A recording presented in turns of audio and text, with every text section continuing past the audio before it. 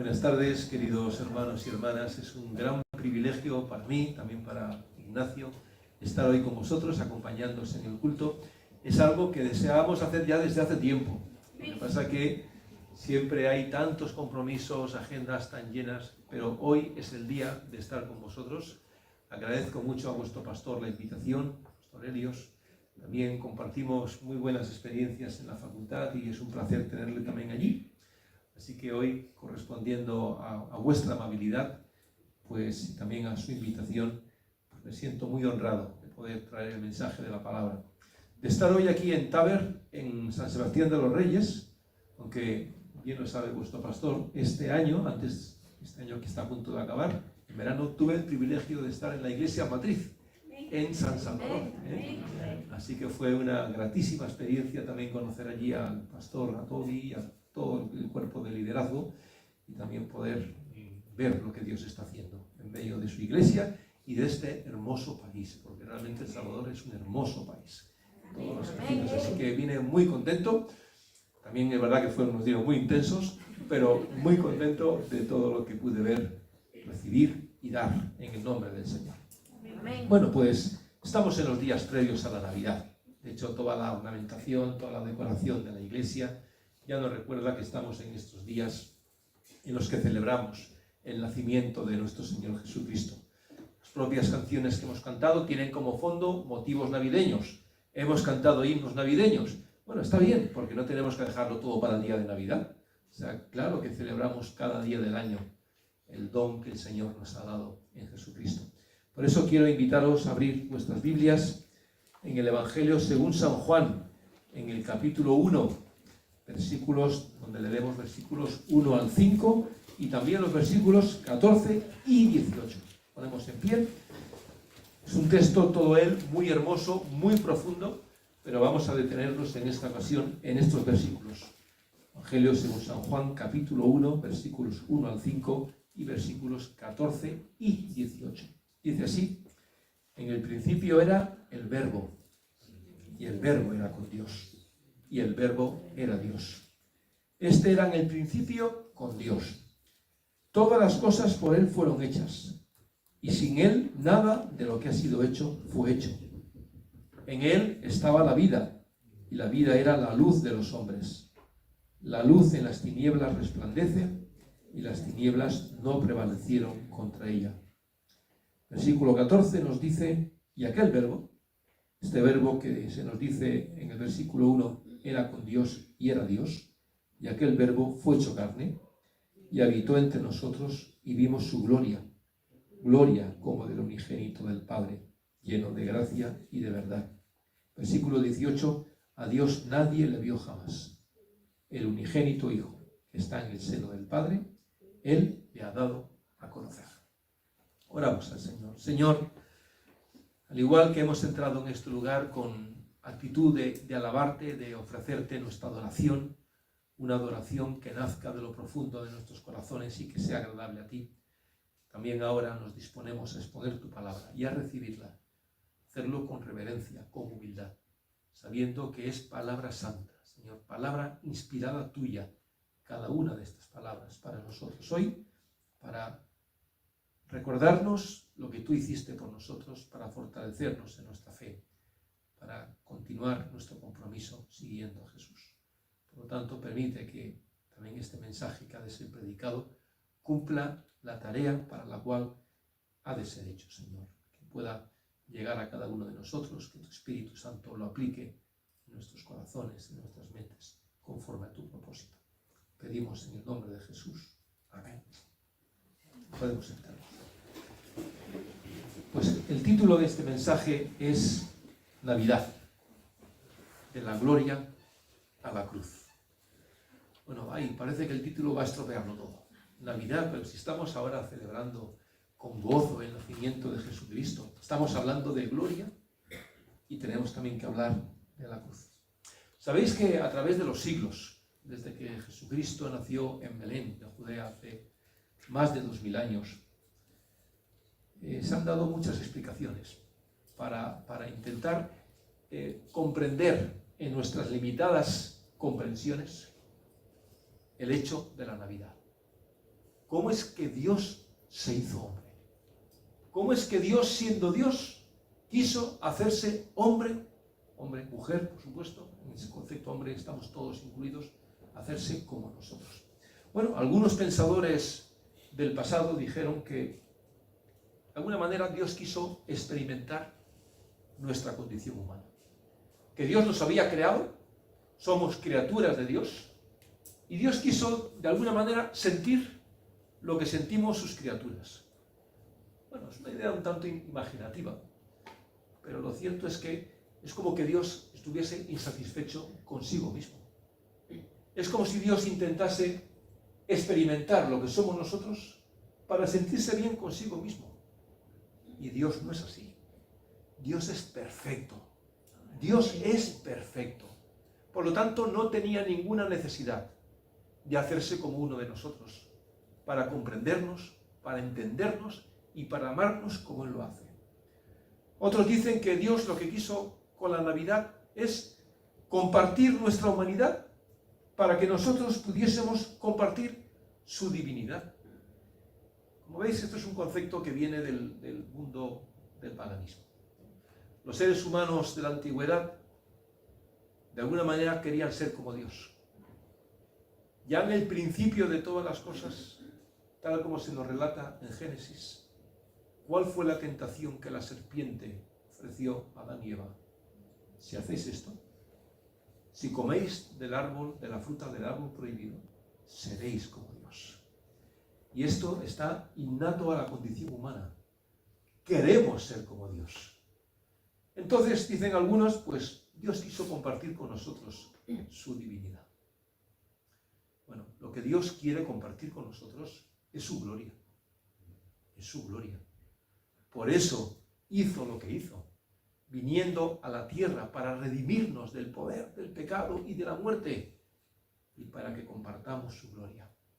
No solamente la gloria cuando estemos en su presencia, sino la presencia del Señor en nuestras vidas por su Espíritu.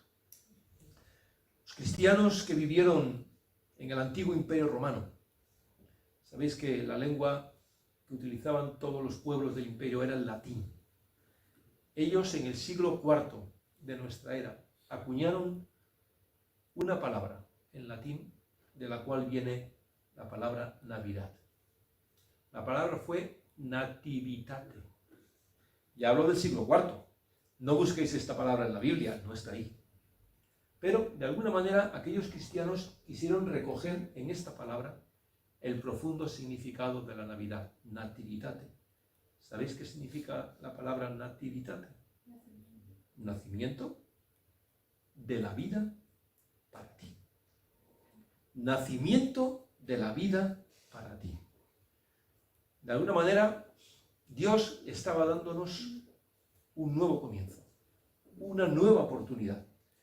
Porque como bien dice el profeta Isaías en el capítulo 9, versículo 12, nosotros, los seres humanos, morábamos en tierra de sombra de muerte.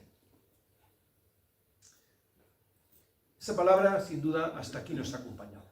Así que recordad, cuando hablamos de Navidad, pensemos en lo que significó para aquellos cristianos del pasado. Ese nacimiento de la vida para nosotros. El apóstol Pablo, cuando escribe su primera epístola a Timoteo, su discípulo, en el capítulo 1, versículo 15, nos dice lo siguiente. Dice, palabra fiel y digna de ser recibida por todos, que Cristo Jesús vino al mundo para salvar a los pecadores, de los cuales yo soy el primero. Cristo Jesús vino al mundo para salvar a los pecadores, de los cuales yo soy el primero. Esta es la razón de ser de la Navidad. Cuando los cristianos del pasado decían Navidad es el nacimiento de la vida para mí, es que realmente Jesucristo vino a traernos vida, porque vivíamos en sombra de muerte. Por supuesto, como con todas las cosas, los grandes pensadores del pasado y del presente intentan explicar la profundidad de estas palabras. Uno de estos pensadores que intentó explicar lo que significa la Navidad fue el gran reformador alemán Martín Lutero. Claro que recordamos a Lutero como esa persona que Dios utilizó para romper las cadenas de opresión que esclavizaban a tantas personas en el tiempo en el que él vivió.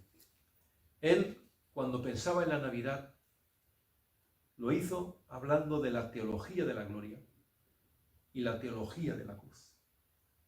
¿Cuál es la teología de la gloria?, dice Martín Lutero.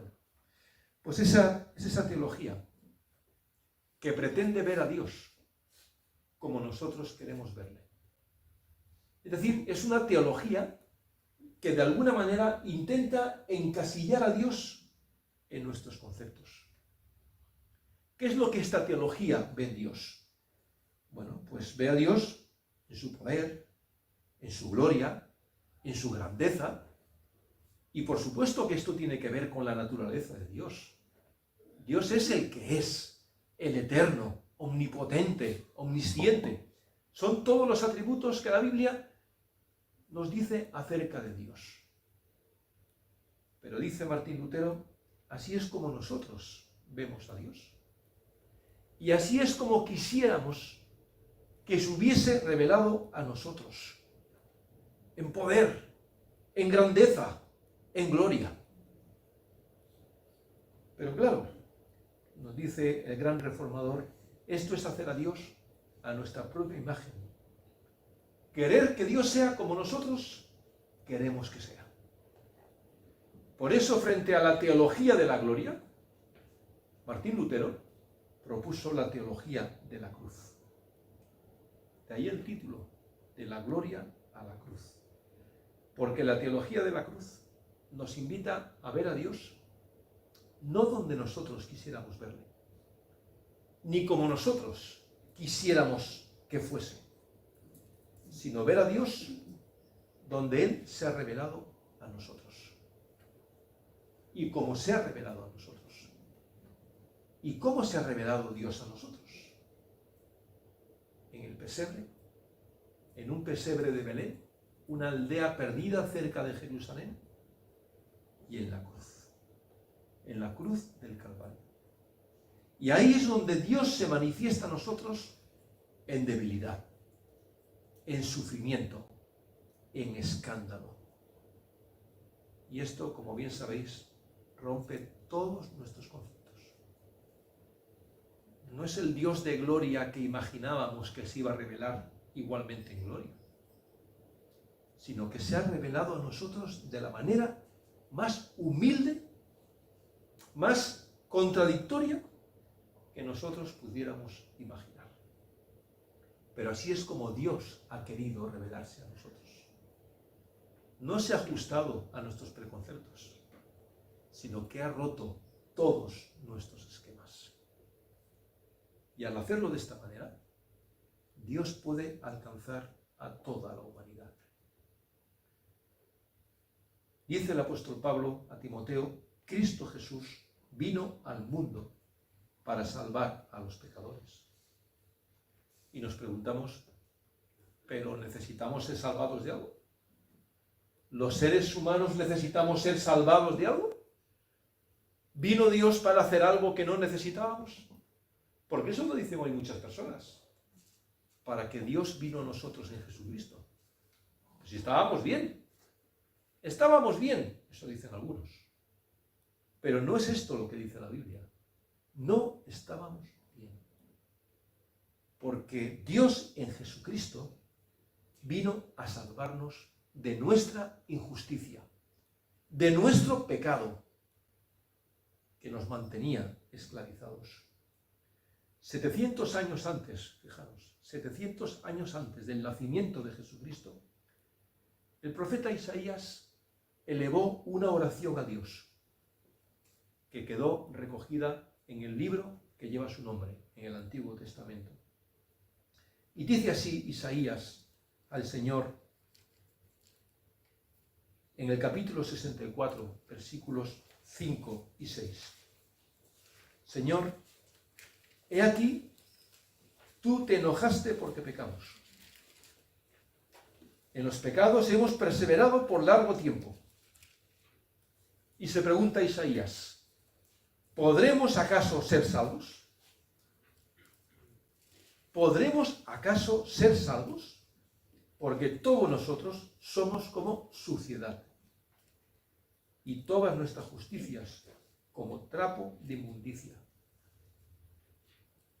Y caímos todos nosotros como la hoja, y nuestras maldades nos llevaron como viento. Frente a ese optimismo que tanto se respira a nuestro alrededor, que nos hace pensar que los seres humanos somos autosuficientes, que no necesitamos a Dios, que no necesitamos a nadie, que nos bastamos a nosotros mismos, que podemos alcanzar todas las metas que nos propongamos, algo que viene desde el Renacimiento. Frente a este optimismo, nos dice la Biblia que no hay justo ni aun uno. No hay quien entienda, no hay quien busque a Dios. Todos se desviaron, a unas se hicieron inútiles. No hay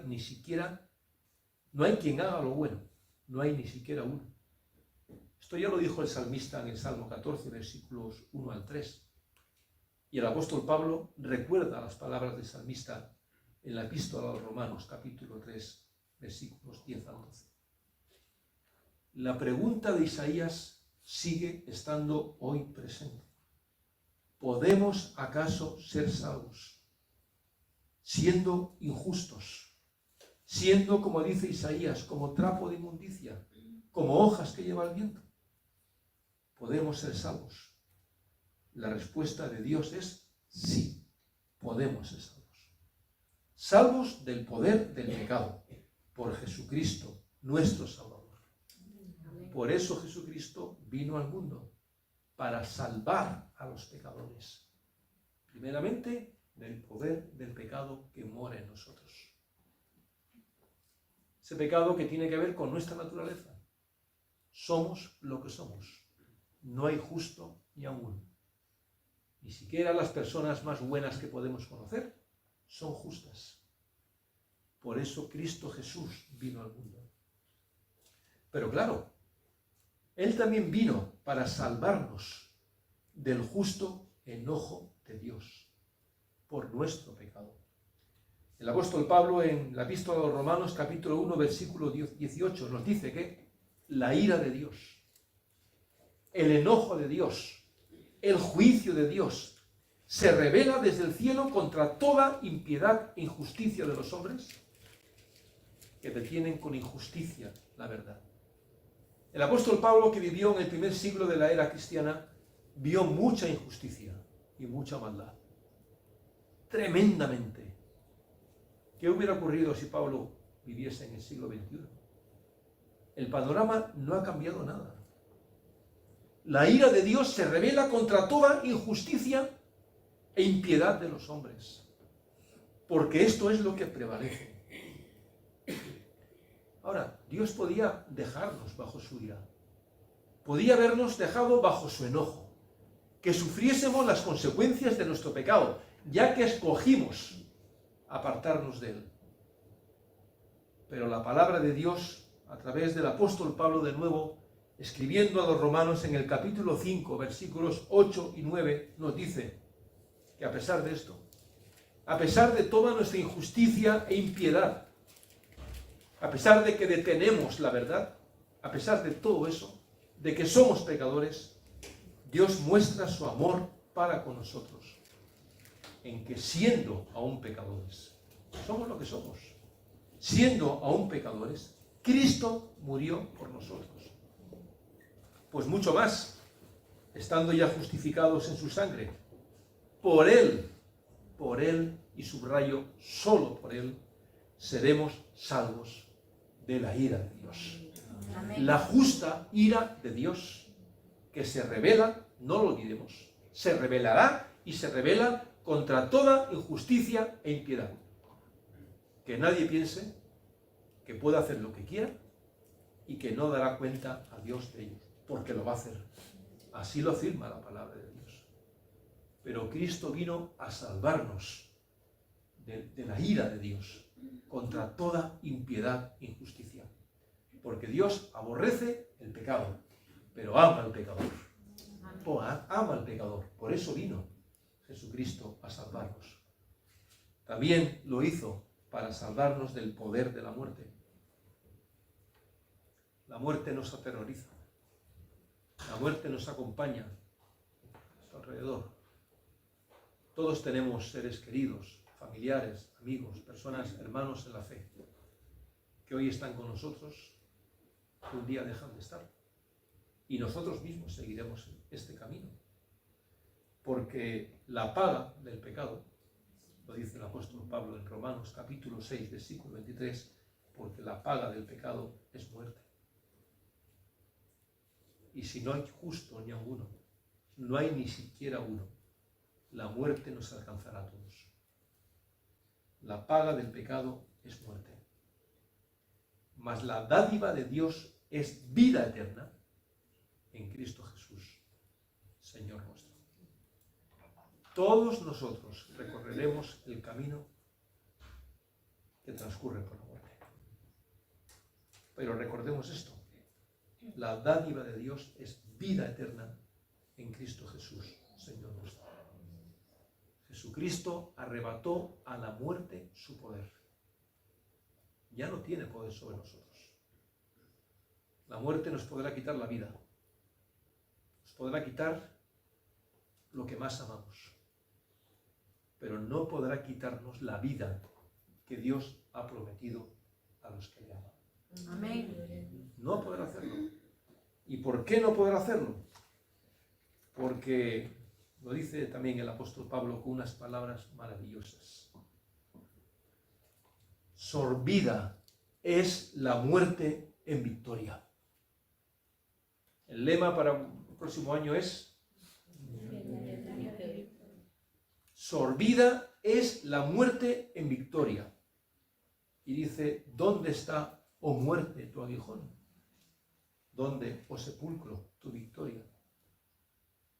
Mas gracias sean dadas a Dios, que nos da la victoria por medio de nuestro Señor Jesucristo.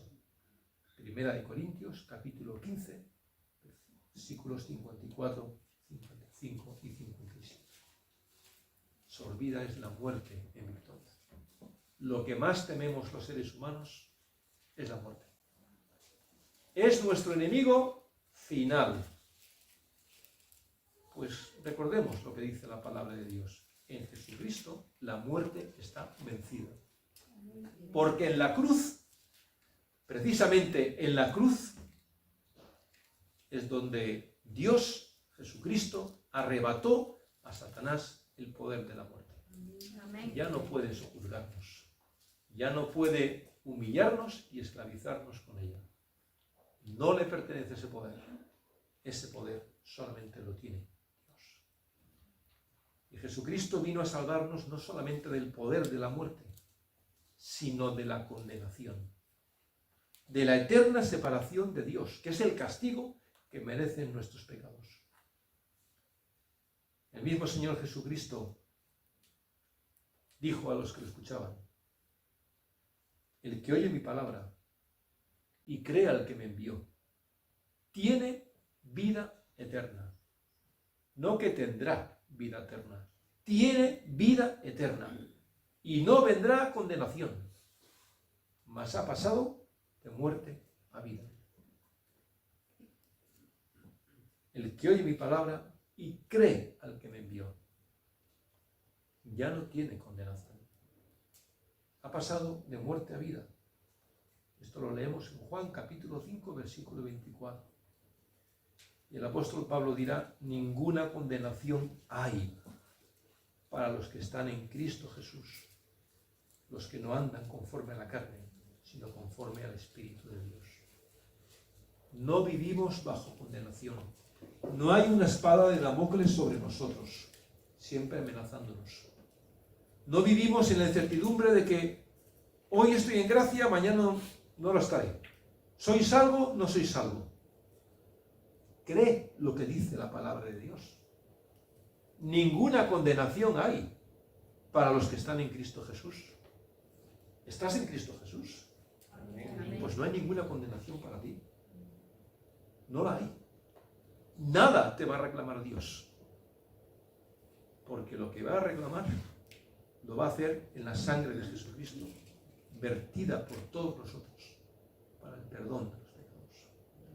No estamos bajo la ira de Dios, no estamos bajo el poder de la muerte, no estamos bajo condenación, y todo esto es posible porque Cristo Jesús vino al mundo para salvar a los pecadores. Amén. Cuando en estos días celebremos la Navidad, es lo que estamos celebrando. No todo tiene que reducirse a fiestas, celebraciones, estar en familia. Eso está muy bonito, ¿eh? Todo está muy bien y no tenemos por qué prescindir de eso. Eso también tiene que ver con la vida, con las cosas buenas que Dios nos da. Pero en este tiempo y cada día del año, recordemos que Jesús vino al mundo. Dios se hizo hombre. Dios se hizo carne para salvarnos de los poderes que nos tenían esclavizados.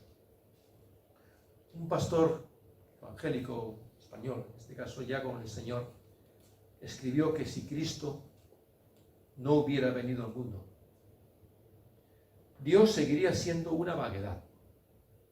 La mentira no tendría oponente certero.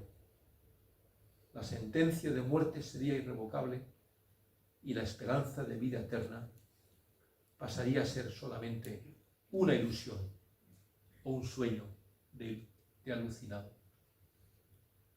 Pero Cristo ha venido. Cristo ha venido. ¿Sabéis lo que profetizó Zacarías, el padre de Juan el Bautista? Sí, Cristo, el Mesías, ha venido. Dice, para anunciar a su pueblo la salvación mediante mediante el perdón de los pecados. Y es que la misericordia entrañable de nuestro Dios nos trae de lo alto un nuevo amanecer para llenar de luz a los que viven en oscuridad y sombra de muerte, para guiar nuestros pasos por camino de paz. Lucas capítulo 1, versículos 77 al 79. Jesucristo vino a darnos la misericordia entrañable de nuestro Dios. Un nuevo amanecer para nuestras vidas. Si hoy estamos aquí es por su misericordia. Amén. Si hoy estamos aquí es por su misericordia, por su gracia. Y ya no estamos en oscuridad, ya no estamos en sombra de muerte, sino que el Señor vino para guiar nuestros pasos por camino de paz. Y este es el significado de la Navidad. Este es el significado que va a permanecer cuando la fiesta se apague, cuando las luces y los adornos desaparezcan, cuando los regalos ya no se intercambien, cuando volvamos a nuestra vida cotidiana. Tenemos que seguir recordando que Cristo Jesús vino al mundo para salvarnos y que hay esperanza para nosotros. ¿Quién podrá ser salvo? Dice el profeta Isaías hace 2700 años. Nosotros podemos decir, aquí estamos. Podemos ser salvos. No por nosotros mismos, sino por lo que Dios hizo en nosotros por Jesucristo. Podemos ser salvos. Y esto lo proclamamos ahora y lo vamos a proclamar cada día de estos próximos días que llegan. Pues que el Señor nos bendiga como iglesia, que siga fortaleciendo nuestra esperanza. Y nosotros, agradecidos, alabemos al Señor, porque ha hecho esto sin que tuviese por qué haberlo hecho. Pero nos quiso salvar y nos quiso redimir. Y no envió a otro para hacerlo, sino que Él mismo vino para hacer esto. Así que bendito sea el Señor. Bendito sea por su salvación. por su amor y por su misericordia. Amén. Benditos.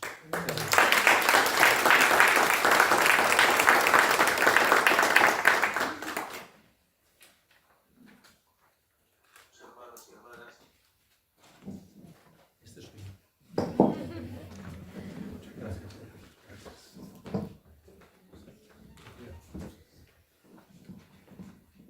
Muy bien, les invito a que oremos.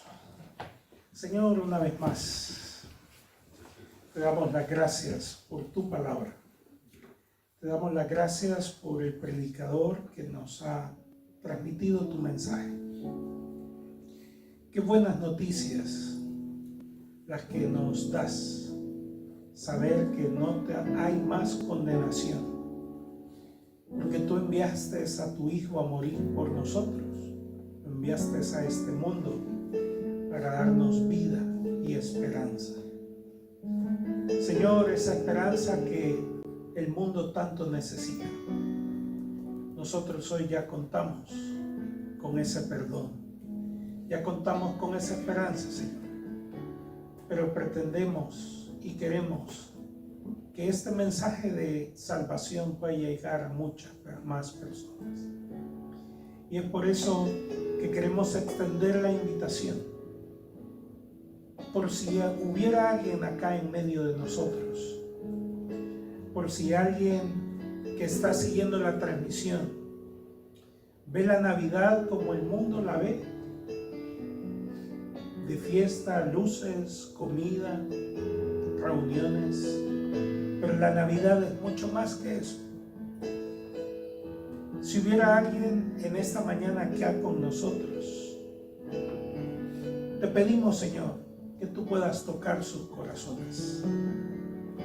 Si hubiera alguien siguiendo esta transmisión que nunca ha reconocido en su vida que Jesús es el Señor, nosotros te pedimos, Señor, que tú puedas tocar su corazón para que cada una de estas personas pueda tomar una valiente decisión de entregarse a ti, Señor, de recibirte como Señor y Salvador, y que así se cumpla en ellos también el propósito por el cual has venido a la tierra.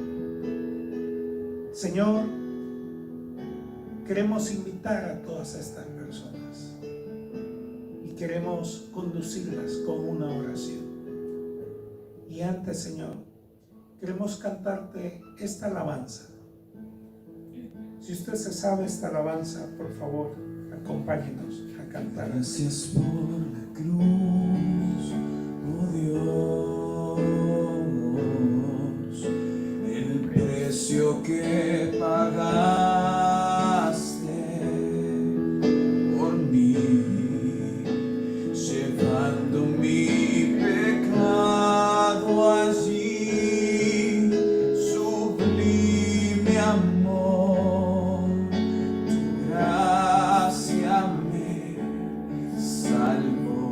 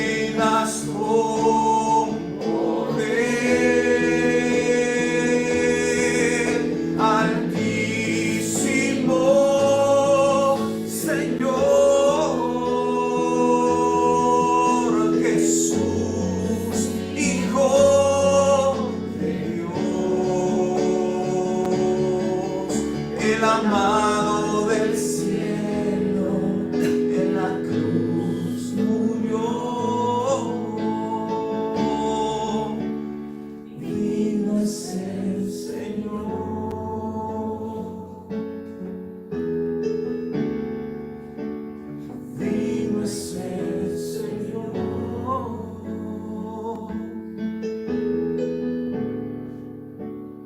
Digno es el Señor.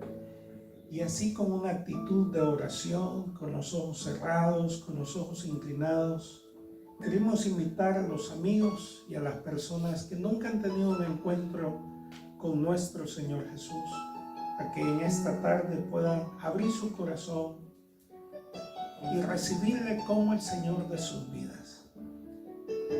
Si alguien siente el deseo, el llamado, le invitamos a que repita con nosotros esta oración que dice de la siguiente manera: Señor Jesús, yo te recibo hoy como mi único y suficiente Salvador personal. Creo que tú eres Dios, que moriste en la cruz y que resucitaste al tercer día. Me arrepiento, Señor. Soy pecador. Perdóname, Señor. Gracias doy al Padre por enviar a su Hijo Jesucristo a morir en mi lugar. Gracias, Jesús, por salvar mi alma el día de hoy, para que cuando yo muera pueda estar en tu presencia por siempre. En Cristo Jesús, mi Salvador. Amén. Si usted ha hecho esta oración, queremos decirle que la palabra de Dios dice: mas a todos a los que le recibieron, a los que creen en su nombre, les dio la potestad de ser hechos hijos de Dios. Así que le felicitamos por esta decisión y le invitamos a que pueda seguir creciendo en la palabra de Dios y que pueda visitar alguna iglesia para conocer más de Dios.